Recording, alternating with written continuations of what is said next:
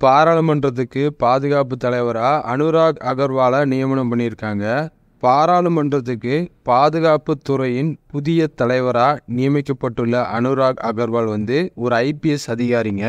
இந்தியாவோட பாராளுமன்ற வளாகத்தோட பாதுகாப்பை பலப்படுத்தும் விதமாக பாராளுமன்ற பாதுகாப்பு தலைவராக ஐபிஎஸ் அதிகாரியான அனுராக் அகர்வாலை நியமிச்சிருக்காங்க.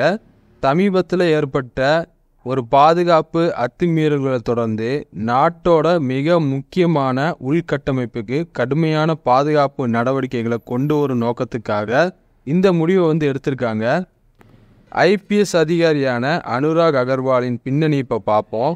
1998ஆம் ஆண்டில் அசாம் மேகாலயா கேடரை சேர்ந்த அனுபவமிக்க அதிகாரி தான் இந்த அனுராக் அகர்வால். மத்திய ரிசர்வ் போலீஸ் படையில் சிஆர்பிஎஃப் இன்ஸ்பெக்டர் ஜெனரலாக பணியாற்றிட்டு வராருங்க. சட்ட அமலாக்கம் மற்றும் உள் பாதுகாப்பில் தன்னோட விரிவான அனுபவ அறிவு அப்புறம் நிபுணத்தோட பாராளுமன்ற வளாகத்தின் இணை செயலாளராக பொறுப்பேற்க போகிறாருங்க. அகர்வாலோட நியமன விவரங்களை இப்போ பார்ப்போம். திரு அகர்வாலின் நியமனம் லோக்சபா செயலகம் பிறப்பித்த உத்தரவின் மூலமாக அதிகாரப்பூர்வமாக உறுதிப்படுத்தப்பட்டு இருக்குங்க. அக்டோபர் 20 இந்த பதவி காலியாக இருந்திருக்கு. இந்த பதவிக்கான ஒரு சரியான நபரை தேர்ந்தெடுக்கிறதுக்காக இவ்வளோ காலம் ஆகியிருக்கு. இதுக்கு முன்னாடி செயலாளராக ரகுபீர் லால் இருந்திருக்காருங்க. இப்போ அவர் தன்னோட கேடருக்கு திரும்பிய காரணத்தினால இந்த பதவி ரொம்ப காலமாக காலியாக தான் இருந்திருக்கு.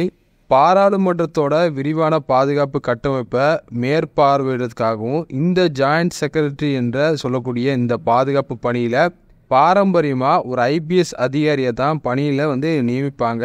அதன் அடிப்படையில் தான் அகர்வாலுக்கு இந்த வாய்ப்பு கிடைச்சிருக்குங்க. டிசம்பர் 13 அன்னைக்கு ஒரு 2 பேர் பார்வையாளர்களோட கேலரியிலேருந்து மக்களவைக்குள்ளே நுழைஞ்சி மஞ்சள் நிறத்தில் புகையை வெளியிட்டிருக்காங்க. எதிர்காலத்தில் இது மாதிரியான சம்பவங்கள் அல்லது இதோட மோசமான சம்பவங்கள் நடைபெறாமல் இருக்க பாதுகாப்பு நடவடிக்கைகளில் முழுமையான மறுசீரமைப்பு கொண்டு வர வேண்டிய அவசியத்தின் காரணமாகத்தான் இந்த பணி நியமனம் நடைபெறுதுங்க. அப்போது எந்த மாதிரியான சூழலில் அகர்வால் பாராளுமன்ற வளாகத்துக்கு ஜாயிண்ட் செக்ரட்டரியாக பொறுப்பேற்கிறார் அப்படிங்கிறத நம்ம புரிஞ்சுக்கணும். சவால்களும் பொறுப்புகளும் நிறைஞ்ச ஒரு பதவியில் தான் இப்போ இவரை நியமிக்க போகிறாங்க. எல்லாருடைய எதிர்பார்ப்பும் இவர் சிறப்பாக செயல்பட்டால் போதும் அப்படின்னு தான் இருக்குது. நன்றி.